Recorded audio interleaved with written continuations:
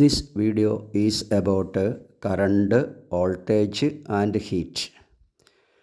We know when current flows through a circuit or a conductor, heat is produced. It depends on current through the conductor, resistance of the conductor and time. Also from Joule's law, we know the relation H equal to I square RT. From this, if the current through a circuit is doubled, heat produced in it becomes 4 times. If current through the conductor is halved, then the heat produced in the conductor becomes 1/4 or quartered. അതായത് ഒരു കണ്ടക്ടറിൽ കൂടെ ഉള്ള current നമ്മൾ double ചെയ്താൽ അതിൽ produce ചെയ്യുന്ന heat 4 times ആയിട്ട് increase ചെയ്യും. എന്നാൽ കറണ്ട് നമ്മൾ ഹാഫ് ആക്കിയാൽ ദെൻ അത് പ്രൊഡ്യൂസ് ചെയ്യുന്ന ഹീറ്റ് എന്ന് പറയുന്നത് 1/4 ആയിട്ട് കുറയും. ഇനി at constant voltage, for example 230 volt, when resistance in the circuit increase, current through it decrease, hence heat produced in it decrease. അതായത് വോൾട്ടേജ് കോൺസ്റ്റൻ്റ് ആയിരിക്കുമ്പോൾ സർക്യൂട്ടിലെ റെസിസ്റ്റൻസ് ഇൻക്രീസ് ചെയ്താൽ സർക്യൂട്ടുകളുള്ള കറണ്ട് കുറയും. സർക്യൂട്ടുകളുള്ള കറണ്ട് കുറയുമ്പം അത് പ്രൊഡ്യൂസ് ചെയ്യുന്ന ഹീറ്റും കുറയും. Again, at a constant voltage, if the resistance in the circuit decrease, then current through it increase, so heat produced in it also increase.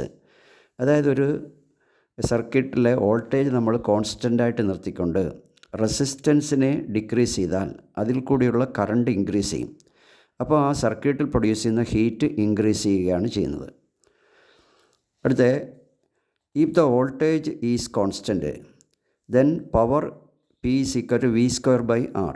P is equal to V square by R. This relation shows when the resistance decrease, power of an appliance increase. Hence, high power appliances are made with lower resistance and low power appliances are made with high resistance.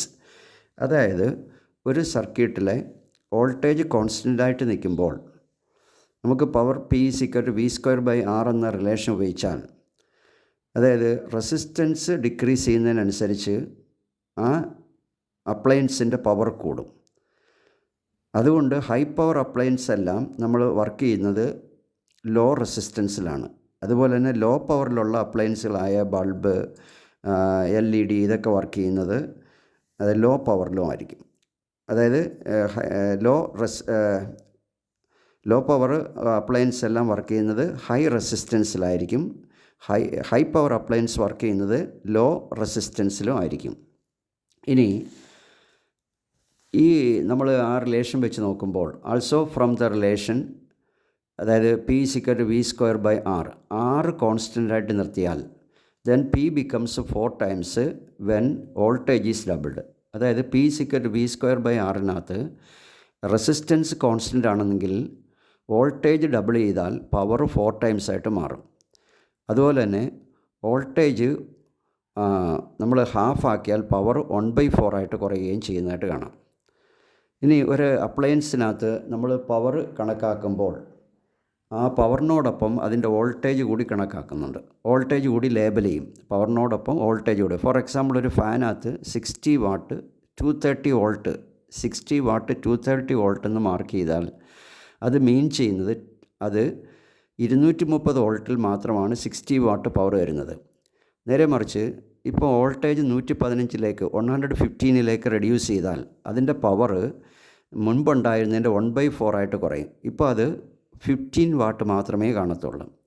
അപ്പോൾ നമ്മൾ ഇതിനകത്ത് discuss ചെയ്ത കാര്യങ്ങൾ എങ്ങനെയാണ് current, voltage ഇവ heat produce ചെയ്യുന്നതിനെ depend ചെയ്തിരിക്കുന്നതെന്ന് ആണ് ഈ വീഡിയോയ്ക്കകത്ത് നമ്മൾ ഡിസ്കസ് ചെയ്തത്.